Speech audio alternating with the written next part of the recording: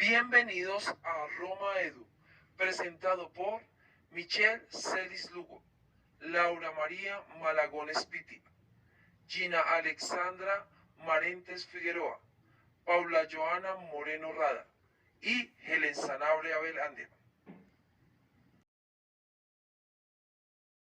El día de hoy veremos un poco de la historia del periodo preclásico. Este periodo tiene como denominación la República de Roma. Su forma de gobierno fue una democracia. Tuvo inicio aproximadamente en el siglo IV a.C., año 367, con las leyes de Licínide Sextide, hasta el año 27 a.C., es decir, en el siglo I, con Augusto el primer príncipe.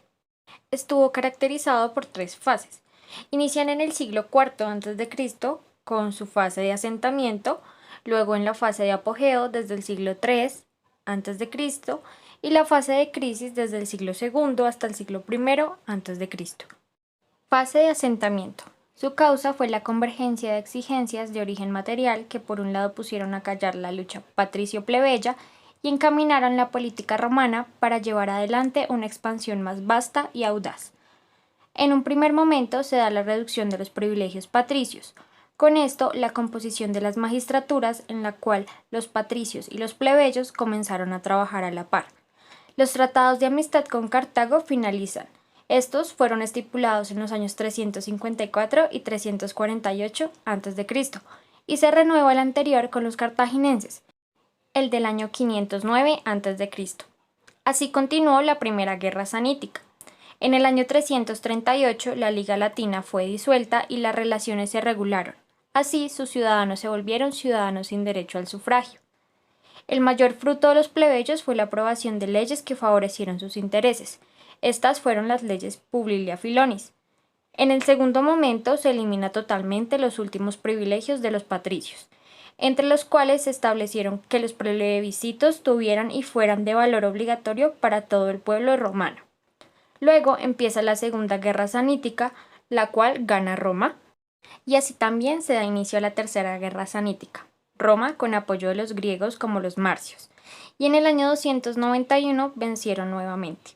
El control romano se extendió ininterrumpidamente hasta Nápoles, pero había un problema, el cual era la organización de los territorios y los pueblos conquistados.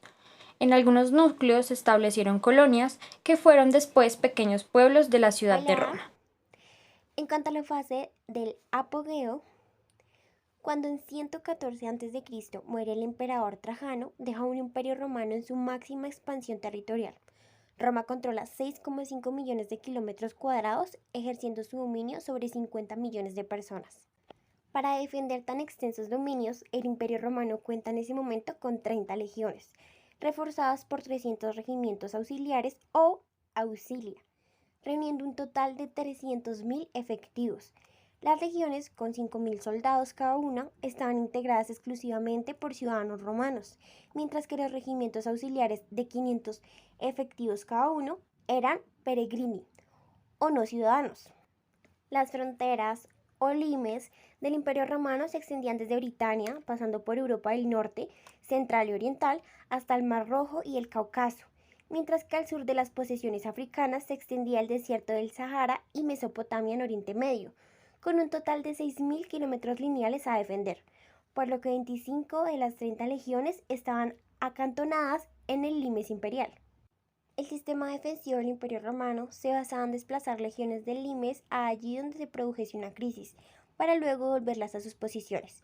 Pero el funcionamiento de ese sistema dependía de que la sucesión de problemas en los limes del imperio, a causa de la cada vez más creciente presión bárbara, no fuese en múltiples lugares, y eso sin contar con los problemas interiores y las guerras civiles. Por ello, los romanos decidieron crear los ejércitos de campaña, tomando como núcleo para ello a los cohortes de la Guardia Pretoriana, a la que añadieron una nueva legión, la Segunda Pártica, que acuartelaron en Italia, cerca de Roma.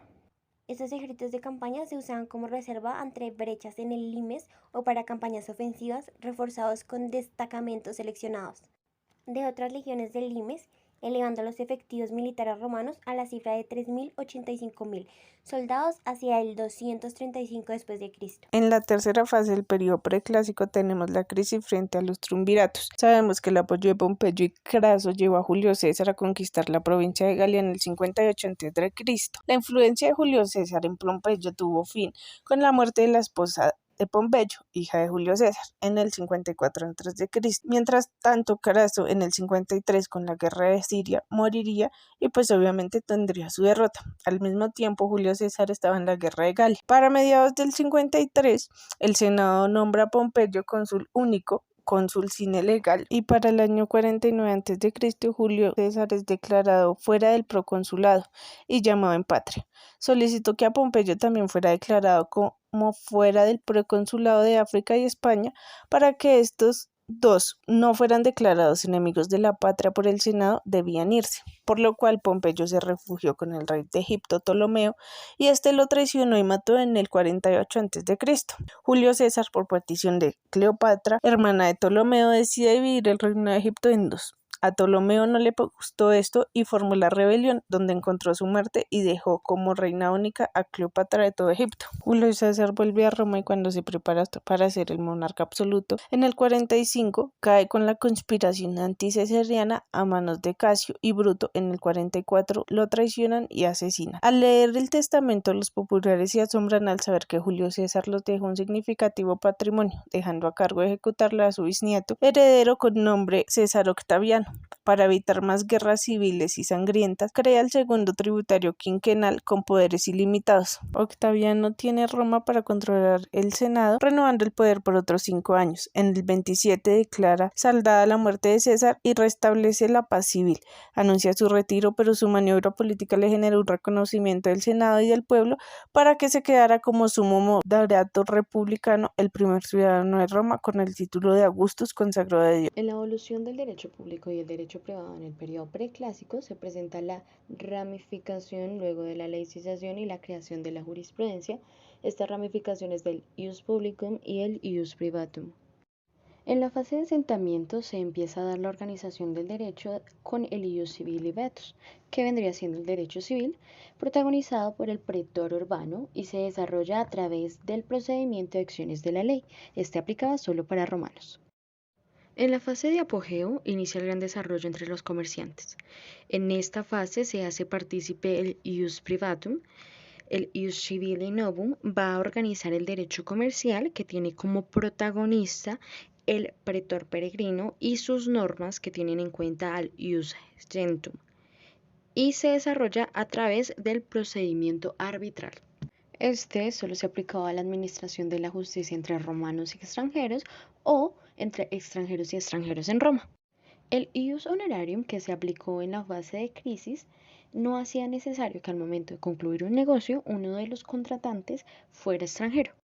Adoptó a los institutos del ius civile novum y al procedimiento del pretor peregrino, solo que ahora recibía el nombre de pretor romano, que estaba autorizado a crear un derecho más moderno y ágil. Este estaba encaminando los litigios a la decisión de un juez privado. Este pretor, como pretor de la jurisdicción, estaba en grado de producir normas que tomaran el nombre de derecho pretoriano y se formó a modo que se conoce como ius honorarium o derecho honorario. Cabe destacar que el ius honorarium nace de la actividad de los magistrados y en mayor parte lo constituye el derecho pretorial. Al final del periodo preclásico se vio el desarrollo del procedimiento formulario que subrogó el procedimiento del derecho y las acciones de la ley. Es todo, muchas gracias. Evolución del derecho. Los germanos nómadas y conquistadores llegaron con su propio derecho, aun cuando los romanos tenían el suyo propio de una civilización establecida. Ante este conflicto, la solución fue crear un sistema personal de derecho, el cual consistía en que cada pueblo se rigiera por la ley a la que pertenecía.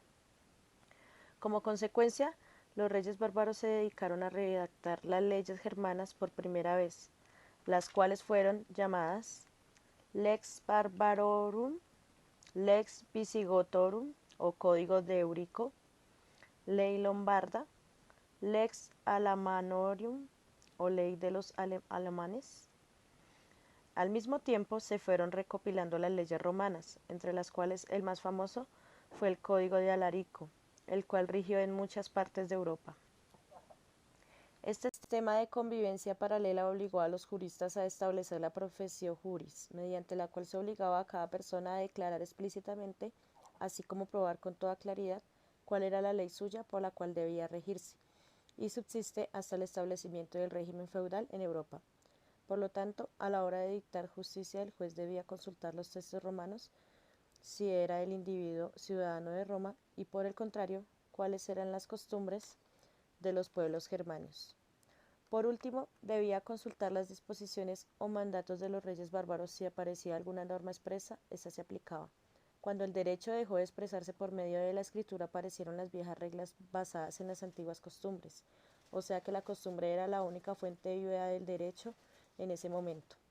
Esto vino a provocar la llamada personalidad de las leyes, que era el choque de dos o más legislaciones a la hora de aplicar la ley a un individuo.